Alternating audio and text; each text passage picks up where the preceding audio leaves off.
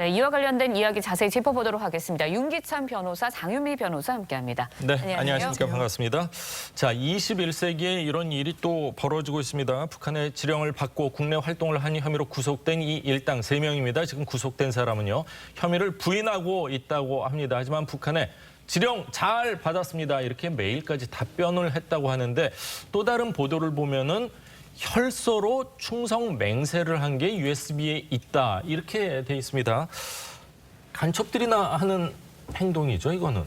뭐 간첩이라는 단어가 이게 좀 포괄적이긴 한데요. 예. 법률적 용어라기보다는 그러니까 형법상 간첩죄라고도 있지만 일단 국보법에는 간첩이라는 단어가 명시적으로 나오지는 않아요. 그렇군요. 예. 이적 행위 자체는 맞는 이적 것 행위는 같아요. 맞죠. 그러니까 군사상으로 우리한테 불리하고 외국에 유리하게 하는 거 이적 행위 맞는데, 어쨌든 이게 이전에 2006년도에 1심의 사건을 떠올리게 하는 사건입니다. 그래서 그 당시에도 이 사건에 대한 수사가 지지부진했다라고 해서 국정원장이 사실 중도 사퇴까지 했는 사건인데, 어쨌든 이 사건을 보면 우리 정부 또는 수사기관 또는 정치권에서 좀 각성해야 되겠다는 생각이 드는 것이, 사회 밑바닥, 그러니까 시민단체 활동을 하면서 이 시민단체 활동의 내용이 이적행위까지 이른 것이거든요. 그래서 이런 부분은 우리가 자정활동을 좀 할 필요가 있다. 수사뿐만 아니고. 모든 시민단체는 아니지만 극소수 일부 시민단체입니다. 그러니까 이게 지금 어떻게 보면 예. 저희도 F-35A기라고 스텔스기 아니에요? 이 예. 스텔스기라는 건 사실은 킬체인의 핵심 전력인데, 맞습니다. 국가안보를 위해서는 반드시 필요한 전력이거든요. 예. 여기에 대한 이의가 없었어요. 그런데 님비 활동이라는 거죠. 그러니까 해당 지역의 시민단체로서 활동을 하면서 지역 민원을 가장해서 사실은 국익에 해로운 행동을 한 거거든요. 예. 그러니까 단순히 본인 스스로가 한 것이 아니고 북한의 지령을 받고 돈까지 받아서 했다는 부분은 사실은 충격적이죠. 예. 네. 리포트에서도 나왔지만 북한 공작원으로부터 이들이 이른바 던지기 수법으로 받은 돈이 2만 달러, 우리 돈으로 약 2,300만 원 정도라고 합니다. 예. 국정원은 이제 이들이 약 4년 동안 활동을 했다라고 보고 있어요. 스텔스기 도입을 반대하는 그런 지령 외에 다른 일도 했다고 들었는데 어떤 게 그렇습니다. 있나요?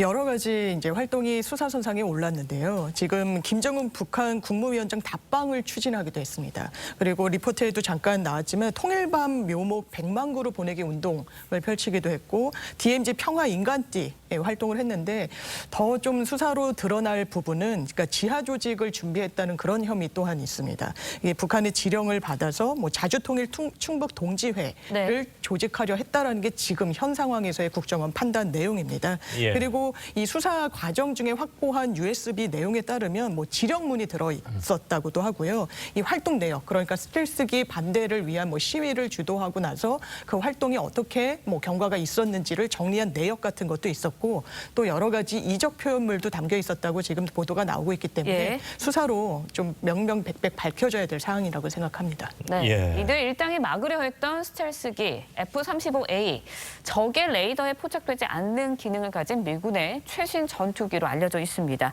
이 일당이 이제 도입 반대의 시위를 하던 지난 2019년 김정은 북한 국무위원장도 이와 관련된 발언을 한 적이 있는데요. 직접 들어보시죠. 북한함이 평화 번영의 길로 나아가기로 확약한 이상 외부로부터의 전략 자산을 비롯한 전쟁 장비 반입도 완전히 중지되어야 한다는 것이 우리의 주장입니다. 최근에는 F-35A 스텔스 전투기들이 남조선에 반입되고 우리를 심히 자극하고 있다. 재반 사실들은 미국과 남조선 당국이 우리를 계속 적으로 대하겠다는 입장에는 변함이 없다는 것을 입증해 주고 있다. 네, 북한 입장에서는 뭐 당연히 위협적인 무기일 수밖에 없지만 북한은 지금 핵무기 가지고 있지 않습니까? 네. 이렇게라도 우리는 좀 자주 국방을 해야 되는 이런 상황인데, 지금 이 네 사람 모두 북한에서 내려온 사람은 아닌 것 같고 한국 국적의 대한민국 사람들이거든요. 이분들이 지금 이 분이라는 표현하기, 이 4명 같은 경우에 직접 만나는 게, 그러니까 북한에 있는 중국에 있는 북한 공작원과 만나는 사진, 뭐 중국과 캄보디아인가요? 만났다는 지금 사진까지 첨부가 됐다면서요. 그렇죠. 이제 문화교류국이라는 북한의 대남공작부서인데요. 어쨌든 한 사람 같은 경우에는 이제 중국에서 만나서 택시 타는 장면까지 찍혔다는 예. 거고, 나머지는 동남아에서 어쨌든 뭐 접촉하는 장면을 찍혔다는 것인데, 아마 회합하고 통신한 부분을 넘어서서 이런 부분이 입증이 되는 것 같고요. 사실은 이제 그 목적 수행이라고 해서 예. 지령받은 것을 수행했다는 이 또 별도의 구성 요건이 있습니다. 여기서 아까 말씀드린 DMZ에 대해서 평화띠 그다음에 묘목 보내기 이런 정도는 사실은 이런 부분이 북한에 지령받고 행동한 부분에 대한 비판 또는 구성 요건 해당성을 검토하는 부분은 따로 하더라도 예. 스텔스기에 대해서 이 도입 반대를 한다는 것은 사실 이 부분은 본인들이 분명히 인지를 했을 겁니다. 이게 국가안보상 어떤 해가 된다는 것을.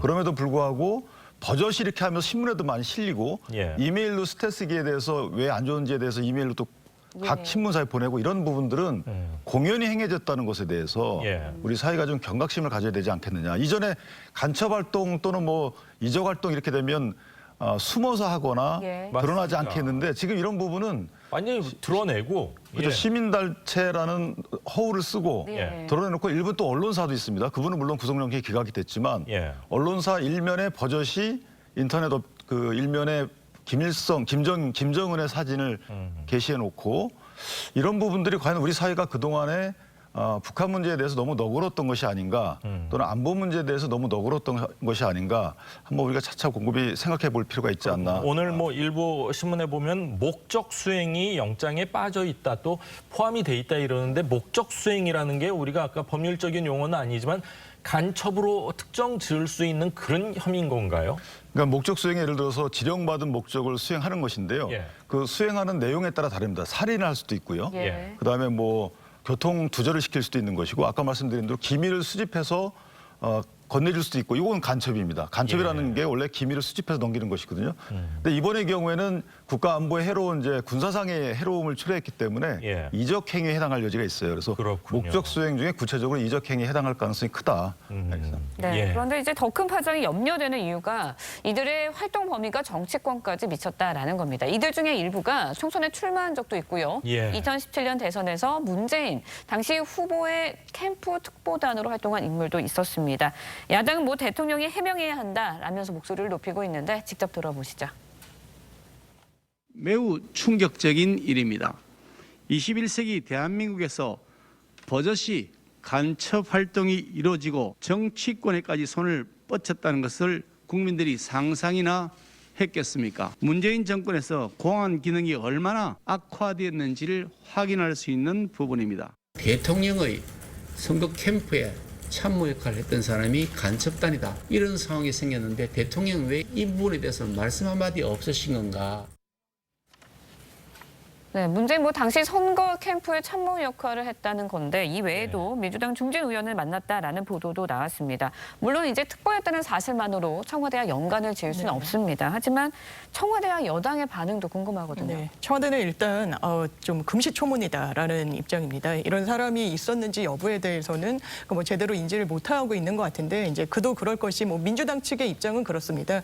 대선이란 건 사실 전국 단위로 세를 조직하는 것이기도 하고 뭐 임명장이나 명함 같은 걸 남발하기도 합니다. 뭐 세과시를 위해서기도 하고 여러 이제 단위로 조직을 하기 때문에 예. 그래서 어떤 사람이 뭐 채용 절차처럼 너무 뭐 민감하게 뭐 스크린을 한다거나 이런 절차를 거치는 게 아니라 정말 사람을 규합하는 절차이기 때문에 이 부분이 정말 뭐 선거에서 중책을 맡았다든지 그런 경우가 아니라면 예. 사실 뭐 청와대에서 대통령까지 해명해야 될 사안인가라는 생각은 드는 여지가 있고요. 네. 또 하나 지금 나오는 문제는 이 중에 한 명이 민주당 중진 의원과 만났다는 겁니다. 심지어 이제 사진을 찍고 그 부분을 지역 언론을 통해서 홍보하기도 했는데 이 해당 지목된 의원의 해명은 그렇습니다. 이게 묘목을 북한에 보내는 그 이슈와 관련해서 민원인 신분이었고 여러 지자체에서 이런 관련 행사를 했기 때문에 별 문제의식 없이 이 여러 사람 중에 한 명으로 인지하고 만났던 것일 뿐 뭐 그런 간첩이나 부분은 사실 국민들이 좀 납득할 만하거든요. 예, 그 부분은 좀 납득되는 부분은 있습니다. 예, 여러 가지 이제 상황 뭐 우리나라가 뭐 북한뿐만이 아니라 몽골에도 많은 나무를 심어주고 그러고 와서 뭐 좋은 행사라는 취지로 사진을 찍었다. 그거를 가지고 문제 삼는 건 아닌 것 같지만 하여튼 캠프에서 일을 했었다. 그리고 총선에 출마까지 했었다는 건 사실 굉장히 충격적입니다. 그리고 이들 중 일부는 언론 인터뷰에서 문재인 캠프 특보로 활동한 것 자체는 정권 교체를 위해서고 지금은 지지 철회도 했다 이렇게 밝혔습니다. 근데 또 한번 올 1월엔 윤석열 전 검찰총장 탄핵을 촉구하는 모금 운동을 또 했더라고요. 그러니까 저게 본인 개인의 활동과 북한의 지령을 받아서 한 활동 사이에 경계가 어느 정도인지는 수사를 통해서 밝혀져야 되겠지만 어쨌든 중요한 것은 번번이 정치권에 그 진입하려고 했던 부분과 정치권 인사하고 교류했던 부분 또는 심지어는 대선 캠프에 노동 특보단으로 합류했던 부분들이 지령에 만약에 수행 과정이었다면 예. 어떤 내용들을 정치권에 뭐 의견 개진하거나 해서 정책으로 수행시키거나 하는 그 목적이 뭐냐, 그 내용이 뭐냐는 우리가 챙겨봐야 될 부분이 있습니다.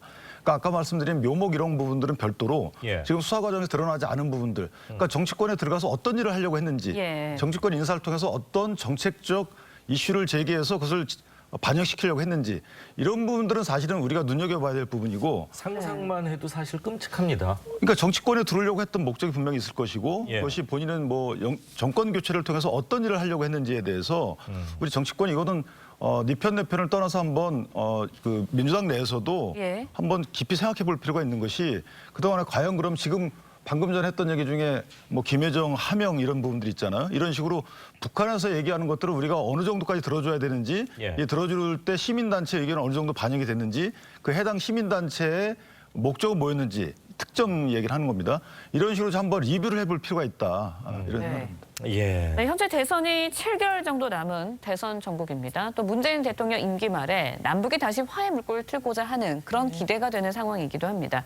정부가 떠안아야 할 정치적 부담이 상당한데 부속을 시켰습니다. 그러면 네. 그만큼 사안이 심각하다라고 볼 수도 있을 것 예, 같은데요. 당연히 심각하다고 보고 저는 이것이 정권에 전혀 도움이 되지 않는다라고 생각합니다. 말씀하신 대로 남북 간의 화해 무드가 펼쳐지고 있는데 사실 찬물을 끼얹는 거 아닙니까? 21세기에 있을 수가 없는 일이고 북한도 이 남한 정부가 북한에 얼마나 호의를 베풀었습니까? 이런 호의에 대해서 사실 호의로 화답한 건 아니라고 생각합니다. 수사 과정을 통해서 정말 어느 정도까지 깊숙이 개입하려 했고 구체적으로 어떤 행위를 해서 이적 행위를 하려고 했는지는 정말 밝혀져야 되고 그것이 건전한 남북 관계를 재정립하는 데도 더 필요한 사안이라고 생각합니다. 네. 그렇군요. 활동한 시기가 문재인 대통령 취임 이후 네. 뭐 한 1년 이후부터 이제 활동을 한 것 같더라고요. 그 박지원 국정원장이 갔을 때 또 많은 우려하는 목소리도 있었는데 국정원에서 또 경찰에서 같이 이제 합동 이 조사를 네. 통해서 3명이 구속이 된 것 같습니다. 또 한 명이 있는데 풀려났다고 하는데 그리고 법원에서 2차례 영장이 기각이 됐다고 하는데 그 이유도 좀 궁금하고요. 활동했던 시점이 지금이 아니라 좀 됐는데 지금 발표되는 것도 또 좀 궁금한 점이 여러 가지가 있는 것 같습니다. 자, 오늘 두 분 변호사님 말씀은 여기까지 듣도록 하겠습니다. 말씀 감사합니다. 고맙습니다.